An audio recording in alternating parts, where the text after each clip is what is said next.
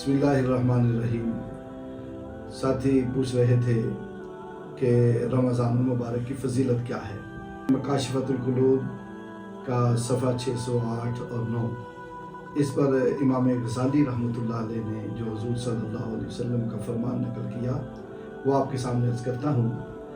इमाम गज़ाली रहमतुल्लाह अलैह फरमाते हैं कि हुज़ूर सल्लल्लाहु अलैहि वसल्लम ने इरशाद फरमाया, मेरी उम्मत को रमज़ानुल मुबारक में 5 ऐसी चीज़ें अता हुई हैं जो इससे पहले किसी और को अता नहीं हुई थी। एक, रोज़ादार के मुंह की बू अल्लाह ताला को मुश्क से भी ज़्यादा पाकीज़ा और पसंद है।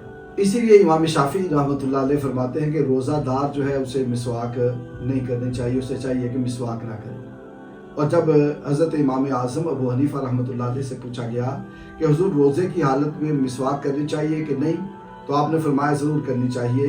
कहा वो जो रोज़ेदार के मुंह की बू अल्लाह को कस्तूरी से भी मुश्क से भी ज़्यादा पसंद है, फिर वो उसका क्या बनेगा। तो आपने फरमाया कि मेरे अल्लाह को रोज़ेदार के मुंह की बू अगर कस्तूरी से मुश्क से भी ज़्यादा पसंद है तो रोज़ादार के मुंह की खुशबू कितनी पसंद होगी। लिहाजा मिसवाक करना रोज़े की हालत में जायज़ है।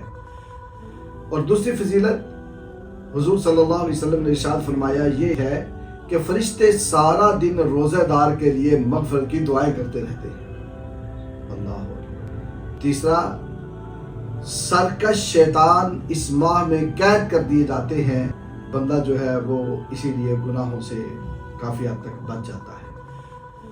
थोड़ी सी बात खोल दूँ, कहते हैं कि अगर शैतान कैद कर दिए जाते हैं तो बंदे को गुनाह पे कौन उकसाता है। फिर भी कई लोग गुनाह करते हैं, रोज़ा नहीं रखते, नमाज नहीं पढ़ते, कम तोलते हैं, झूठ बोलते हैं, कम नापते हैं, दिखाते और हैं, देते और हैं, कहते और हैं, करते और हैं।